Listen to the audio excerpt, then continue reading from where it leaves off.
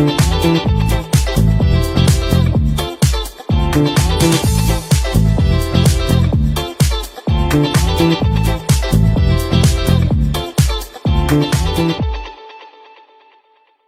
সাথে তাল মিলিয়ে আমি অনুশ্রী হাজির আপনাদের প্রিয় অনুষ্ঠান খেলা আর খেলা নিয়ে।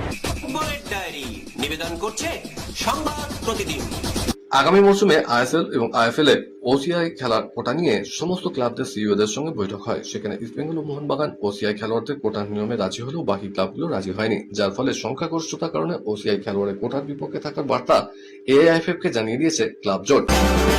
যখন বিশ্বকাপ ফুটবল নিয়ে সবাই ব্যস্ত, তখনই চমকে দেওয়ার খবর, অবসর ভেঙে আবার ফুটবলে ফিরছেন রোনাল্ডিনহো। শেষবার তিনি পেশাদারভাবে মাঠে নেমেছিলেন 11 বছর আগে। এবার 46 বছর বয়সে ফিরছেন বার্সেলোনার প্রাক্তন ফুটবলার। ইতালির তৃতীয় ডিভিশনের ক্লাব রাভেন্নার হয়ে খেলবেন বলে সই করেছেন। কিন্তু প্রশ্ন হলো, রোনাল্ডিনহো সত্যি কি মাঠে নামবেন? ব্যাপারটা চমক না তো? Ronaldinho football career Barcelona, PSG এবং এসি মিলানের মতো ক্লাবে। ব্রাজিলের হয়ে 97টি ম্যাচে 33টি গোল করেছেন। 2002 সালে বিশ্বকাপ জয়ী দলেরও সদস্য তিনি। 2005 সালে বিশ্বকাপ জয়ী দলেও ছিলেন। 2015 সালে ফ্লুমিনেন্সের হয়ে শেষবার মাঠে নামেন ব্রাজিলের এই তারকা। এবার নাম লেখালেন রাভেন্নাতে। আজ আমেরিকার মায়ামিতে একটি অনুষ্ঠানে তার নাম ঘোষণা করা হয়েছে। ক্রিকেটের ডায়েরি। মহিলা ক্রিকেটারদের পাশে জয়শায়ের আন্তর্জাতিক ক্রিকেট সংস্থা আইসিসি। মা হওয়ার পর যাতে ক্রিকেট জীবন শেষ না হয়ে যায় তা নিশ্চিত করতে নতুন ভাবনা আইসিসির। মহিলা ক্রিকেটারদের জন্য তৈরি করা হয়েছে বিশেষ গাইডলাইন। গর্ভাবস্থার সময় থেকে মহিলাদের শরীরে নানা পরিবর্তন আসে। সন্তান জন্মের পরে আরো কিছু পরিবর্তন হয়।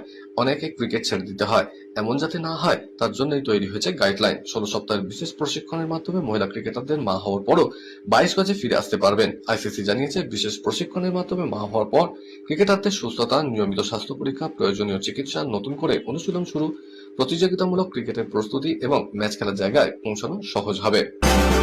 ভারতীয় ক্রিকেট বোর্ডের ভবিষ্যৎ ইন্ডিয়ান প্রিমিয়ার লিগের সূচি আরো এগিয়ে আনার বিষয়টা নিয়ে চিন্তাভাবনা শুরু করেছে। পরিকল্পনা অনুযায়ী 10ই মার্চের কাছাকাছি শুরু করে 15ই মে এর মধ্যে শেষ করার প্রস্তাব নিয়ে আলোচনা চলছে। বোর্ড সভাপতি দেবজিৎ শইকিয়া বলেছেন, মে মাসের দ্বিতীয়ার্ধে বর্ষা পূর্ব বৃষ্টির আশঙ্কা থাকে। আবার কিছু অঞ্চলে তীব্র গরমও দেখা যায়, যা খেলোয়াড় এবং দর্শকদের জন্য আরামদায়ক নয়। এই কারণে টুর্নামেন্টের সময়সূচি কিছুটা এগিয়ে আনার সম্ভাবনা খতিয়ে দেখা হচ্ছে। তবে বিসিসিআই স্পষ্ট করেছে যে ম্যাচ সংখ্যা বাড়িয়ে 74 থেকে 94 করার কোনো পরিকল্পনা আপাতত নেই। আন্তর্জাতিক ক্রিকেটের সূচির চাপের কারণে আইপিএল কে 2 মাসের মধ্যেই সীমিত রাখতে হবে বলে জানিয়েছেন শইকিয়া। ভারতীয় ক্রিকেটে ফের সৌরভ গাঙ্গুলি আর যুবরাজ সিং জুটি। সামনের বছর দিল্লি ক্যাপিটালসের কোচ হচ্ছেন সৌরভ। সহকারী কোচের দায়িত্বে নিয়ে আসা হয়েছে যুবরাজকে। সৌরভের অধিনায়কত্বে দীর্ঘদিন খেলেছেন যুবরাজ। ভারতের প্রাক্তন তারকা অলরাউন্ডারের সঙ্গে সৌরভের সম্পর্ক খুবই ভালো। সৌরভ এর আগে দিল্লির ডিরেক্টর অব ক্রিকেট ছিলেন। এবার তাকে কোচ হিসেবে নিয়ে আসা হচ্ছে। কোচিং স্টাফে রয়েছেন যুবরাজ। খেলার খবর আরো আছে, কিন্তু তার আগে নিয়ে নিতেই হচ্ছে ছোট্ট একটা ব্রেক। দেখতে থাকুন।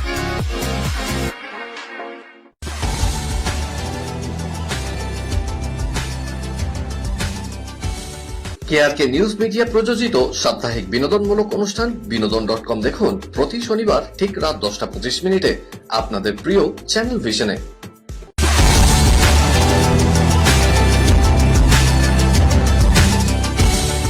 ব্রেকের পর আবার ফিরে এলাম আপনাদের প্রিয় খেলা আর খেলা নিয়ে। বিদেশের ডায়েরি।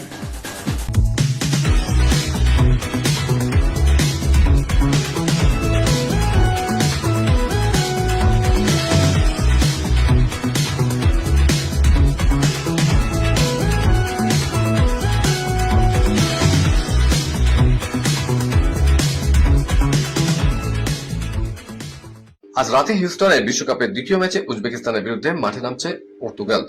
আর কঙ্গোর বিরুদ্ধে প্রথম ম্যাচে ড্রয়ের পর রোবার্তো মার্টিনেজের দলের কাছে এই ম্যাচে জয় ছাড়া বিকল্প কিছু নেই। ম্যাচের গুরুত্ব বুঝতে আপাতত ক্লোজ ডোর প্র্যাকটিসের পথে হেরেছেন তারা। প্রথম ম্যাচে ওয়াও নভাসে গোলে একটা সময় পর্তুগাল এগিয়ে থাকলেও উইজার্স গোলে সমতা ফেরে কঙ্গো। শেষ পর্যন্ত 1-1 করে ম্যাচ শেষ হয়। ম্যাচ শেষে প্রবল সমালোচনার মুখে পড়ে। তবে ম্যাচের আগের দিন দলের তারকা এই ফুটবলারকে নিয়ে অনুশীলনে বেশ কিছুক্ষণ সময় কাটিয়েছেন কোচ মার্টিনেজ। পাশাপাশি ম্যাচের আগের দিন সাংবাদিক সম্মেলনে পর্তুগাল কোচের স্পষ্ট জবাব, উজবেকিস্তানের বিরুদ্ধে শুরু থেকে খেলবেন রোনাল্ডো। বিশ্বকাপে অভিষেক হওয়া উজবেকিস্তান প্রথম ম্যাচে কলম্বিয়ার কাছে 3-1 গোলে হারলেও তাদের দুরন্ত লড়াই প্রশংসা পেয়েছে। তার ফুটবল জীবন লেখা হয়েছে বড় যত্ন করে। তার জীবনের প্রতি সাফল্যের বাঁক ঠিক যেন সিনেমার মতো। ডালাসের এএনটি স্টেডিয়ামে তিনি পেনাল্টি থেকে গোল করে বিশ্বকাপের সবচেয়ে বেশি গোলের নজির গড়লেন। সেটা যেন তার সিনেমার মতো জীবনের চিত্রনাট্যকে মান্যতা দিত না।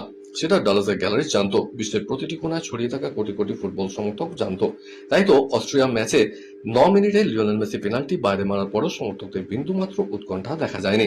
বিশ্বাস ছিল আকাশ ছোঁয়া, এই ম্যাচই হলো। আর সেই হওয়া একদম মেসি সুলভ, সিনেমার মতো। তার যেরকম গোল দেখে ফুটবল প্রেমে পড়ে প্রজন্ম, ঠিক সেরকম গোলেই মিরোস্লাভ ক্লোজকে টপকে বিশ্বকাপ ফুটবলের ইতিহাসে সর্বোচ্চ গোলদাতা হয়ে গেলেন মেসি। এই নিয়ে বিশ্বকাপে পরপর 6টিও গোল করলেন। আর যেন কোনো নজিরই তার ছোঁয়া বাকি নেই। ম্যাচের একদম শেষে নিজের দ্বিতীয় গোল করলেন, আর মেসির সেই জোড়া গোলে অস্ট্রিয়ার বিরুদ্ধে 2-0 গোলে জিতল আর্জেন্টিনা। বায়ার্ন মিউনিখে আসার পরে তার প্রতিভার বিচ্ছুরণ সকলের নজর কেড়েছে। চ্যাম্পিয়ন্স লিগে তার প্রতিভার ইতিমধ্যেই প্রমাণ পাওয়া গিয়েছে। চলতি বিশ্বকাপে ফ্রান্সের অন্যতম তারকা হওয়ার দিকে এগোচ্ছেন উইঙ্গার মাইকেল ওলিজে। কয়েকদিন আগে কিলিয়ান এমবাপে স্বয়ং বর্তমান ও ভবিষ্যতের সেরা ফুটবলার হিসেবে ওলিজেকে বর্ণনা করেছিলেন। প্রত্যুত্তরে এমবাপের প্রশংসায় খুশি ফরাসি উইঙ্গার জানিয়ে দিয়েছেন তিনি বর্তমানের ফুটবলার হয়েই সন্তুষ্ট থাকতে চান। সেনেগালের বিরুদ্ধে ফ্রান্সের 3-1 গোলে জয়দাতে এমবাপেকে জোড়া গোলে সহায়তা করেছেন ওলিজে। ফুটবল বিশ্বকাপে চমকপ্রদ ভবিষ্যৎবাণী করলেন সুইডেনের কিংবদন্তি স্ট্রাইকার জলাতান ইব্রাহিমোভিচ। বিশ্বকাপ জয়ের দৌড়ে যেখানে বেশিরভাগ বিশেষজ্ঞ নজর থাকে আর্জেন্টিনা, ফ্রান্স, স্পেন বা ব্রাজিলের মতো শক্তিশালী দলগুলোর দিকে, সেখানে জলাতান বেছে নিয়েছেন আয়োজক দেশ আমেরিকাকে। তার মতে এই আমেরিকার বিশ্বকাপ জেতার মতো সামর্থ্য রয়েছে। চলতি বিশ্বকাপে শুরুটা দুর্দান্ত করেছে তারা। প্রথম ম্যাচে প্যারাগুয়েকে 4-1 গোলে হারানোর পর দ্বিতীয় ম্যাচে অস্ট্রেলিয়ার বিরুদ্ধেও 2-0 গোলে জয় পেয়েছে। টানা 2 ম্যাচ জিতে নকআউট পর্বেও জায়গা করে নিয়েছে তারা। দলের এই আত্মবিশ্বাসী ফুটবলেই মুগ্ধ করেছে জলাতানকে। জিততে দিলেন না বেলজিয়ামকে। জি গ্রুপে 2 ম্যাচে একটাও জয় না পাওয়ায় রাউন্ড অফ 32 এ যাওয়া অনিশ্চিত করে।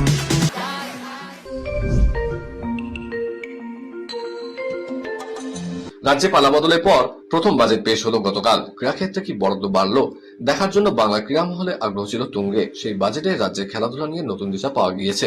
ক্রীড়াক্ষেত্রে বিরাট বরাদ্দ ঘোষণা করলেন রাজ্যের অর্থমন্ত্রী ডক্টর স্বপন দাশগুপ্ত। পরিকাঠামোগত উন্নতির পাশাপাশি অ্যাথলিটদের জন্য বিশেষ উদ্যোগের উল্লেখ রয়েছে। সব মিলিয়ে খুশি বাংলা ক্রীড়া মহল। ক্রীড়া সংস্কৃতিতে নতুন উচ্চতায় নিয়ে যেতে বাংলায় তৈরি হবে স্পোর্টস ইউনিভার্সিটি। রাজ্য সরকারই সেই স্পোর্টস ইউনিভার্সিটি গড়বে। তার জন্য 125 কোটি টাকা বরাদ্দের প্রস্তাব দেওয়া হয়েছে। ময়দান ও চৌরাহাসি যে সমস্ত ক্লাবগুলো জাতীয় পর্যায়ে খেলবে তাদের 1 কোটি আর্থিক সহায়তা করা হয়েছে। এই ভাবনার জন্য মোহনবাগান ও ইস্ট বেঙ্গলের তরফে মুখ্যমন্ত্রী শুভেন্দু অধিকারী, অর্থমন্ত্রী ডক্টর স্বপন দাশগুপ্ত, ক্রীড়ামন্ত্রী ডক্টর ইন্দ্রনীলকে ধন্যবাদও জানানো হয়েছে। বিশ্বকাপের ইতিহাসে ইংল্যান্ডের হয়ে সর্বোচ্চ 10 গোলের রেকর্ড ছিল লিনেকারের। ক্রোয়েশিয়ার বিরুদ্ধে জোড়া গোলের পর লিনেকারকে ছুঁয়ে ফেলেছে হ্যারি কেন। 1986 মেক্সিকো এবং 1990 ক্যারিয়ারের ষষ্ঠ তথা শেষ বিশ্বকাপ খেলায় হারাতে নারাজ তিনি। তবে শুধু মুখে বললে হবে না, জবাব দিতে হবে মাঠেও। কঙ্গোর বিরুদ্ধে গত ম্যাচটা তার জন্য দুঃস্বপ্নের ছিল। সারাক্ষণ নিজের ছায়া হয়েছিলেন তিনি। লড়াই নয়, রোনাল্ডোর প্রত্যাবর্তনের মঞ্চ। গ্রুপ কে তে ক্রিস্টিয়ানো রোনাল্ডো তৃতীয় স্থানে রয়েছে। আজ ড্র করলে চাপ বাড়বে আরো।